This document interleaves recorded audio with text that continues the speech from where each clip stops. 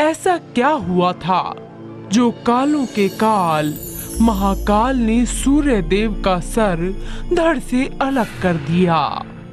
प्रिय भक्तों, सूर्य देव को वेदों में जगत की आत्मा कहा गया है, क्योंकि सूर्य से ही इस पृथ्वी पर जीवन है।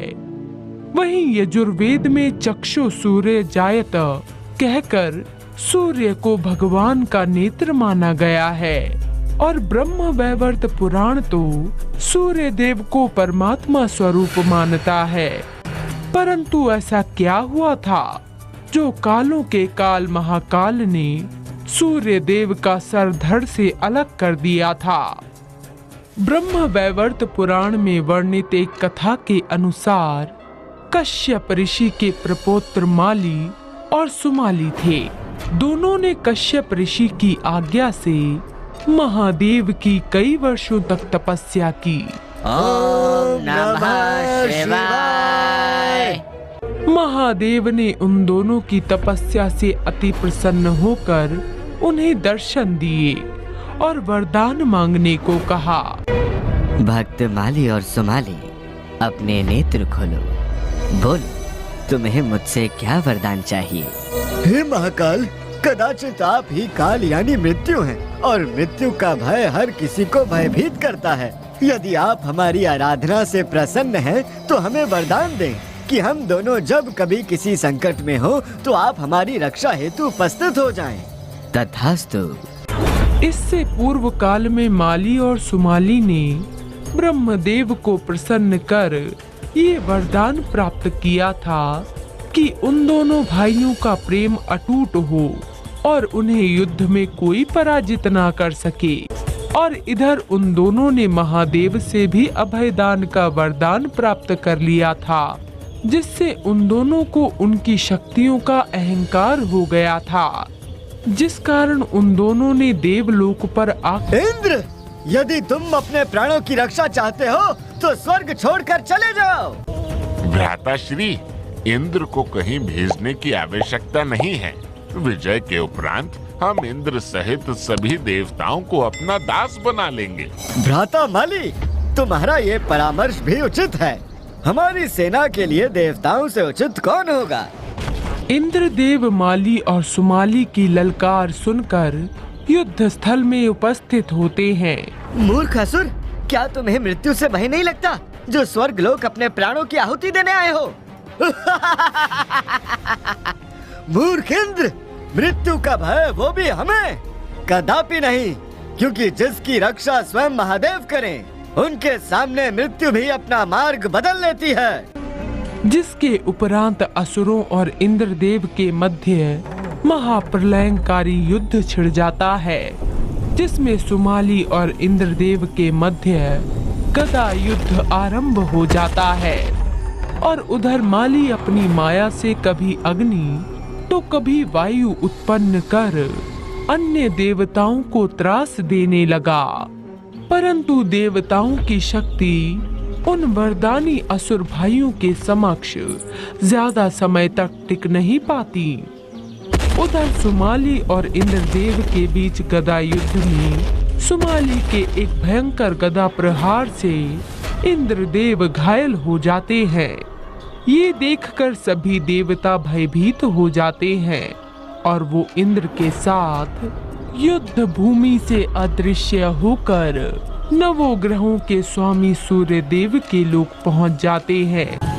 देवताओं की ये दशा देखकर सूर्य देव अति क्रोधित हो जाते हैं और अपने रथ पर सवार होकर माली और सुमाली को दंडित करने युद्ध भूमि में पहुंच जाते हैं। अभिमानी असुरों, तुम्हारा इतना साहस कि तुम दोनों ने स्वर्गलोक पर आक्रमण किया। इस धृष्टता के लिए मैं तुम दोनों को अवश्य दंडित करूंगा। सूर्यदेव, जब देवताओं की सम्मिलित सेना हमारा कुछ नहीं बिगाड़ पाई, ऐसे में तुम हमसे अकेले युद्ध करने आए हो? मूर्ख असुर, मेरा तेज आदि और अनंत है, जिसके एक अंश मात्र से तुम दोनों भस्म हो जाओगे। यदि तुम दोनों अपने प्राणों की रक्षा चाहते हो तो इसी क्षण मेरी शरण में आ जाओ, मैं तुम दोनों को क्षमा कर दूंगा। अर्थात तुम हमें जीवन दान दोगे? अरे भ्राता सुमाली, तनिक देखो, कहीं हम दोनों सूर्य देव के तेज से भस्म ना हो जाएं। मूर्ख, तुम दोनों का इतना साहस कि तुम मेरा उपहास करो। तुम दोनों का ये कृत्य क्षमा योग्य नहीं है। प्रिय भक्तों, माली और सुमाली अपने वरदानी शक्तियों के कारण अति अभिमानी हो गए थे, परंतु उन्हें सूर्य देव के तेज का ज्ञान नहीं था।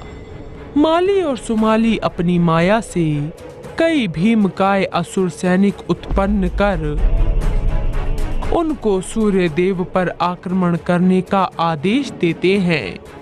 तभी सूर्य देव अपने एक हाथ से अग्नि रूपी धारा उत्पन्न कर सभी असुर सैनिकों को नष्ट कर देते हैं।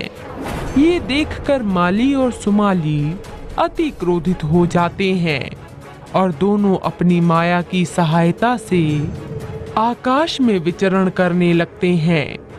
वो दोनों कभी शूल तो कभी कटार से सूर्य देव पर प्रहार करते, परंतु सूर्य देव के पास आते आते वो सभी अस्त्र स्वतः नष्ट हो जाते। वो दोनों अपने हाथों में गदा लेकर सूर्य देव की तरफ आते हैं। सूर्य देव अपने हाथ से एक दिव्य पुंज छोड़ते हैं जो दोनों के सीने में जाकर लगती है।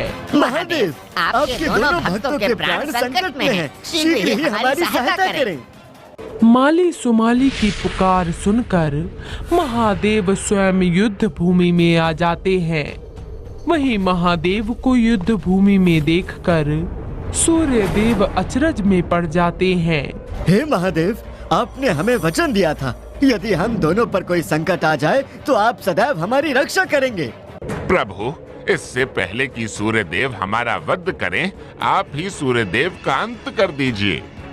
हे महादेव, इन वरदानी असुरों की रक्षा ना करें और ना ही मेरे मार्ग में बाधा उत्पन्न करें, क्योंकि इन्हें दंडित करना मेरा कर्तव्य है। सूर्यदेव, मैं वचनबद्ध हूँ, क्योंकि मैंने इन दोनों असुर भाइयों के प्राणों की रक्षा का वचन दिया है। हे प्रभु, ये आपकी कैसी वचनबद्धता है और कैसे हैं आपके ये भक्त जो सदाचार, धर्म और कर्म से विमुख होकर अन्याय और अत्याचार के मार्ग का अनुसरण कर रहे हैं। सूर्यदेव, अपने वचन के अनुसार इन दोनों की रक्षा करना मेरा उत्तरदायित्व है। प्रभु, इन दोनों के द्वारा पीड़ित देवतागण मेरी शरण में आए हैं, अतः इन दोनों को दंडित करना मेरा अंतिम उद्देश्य है।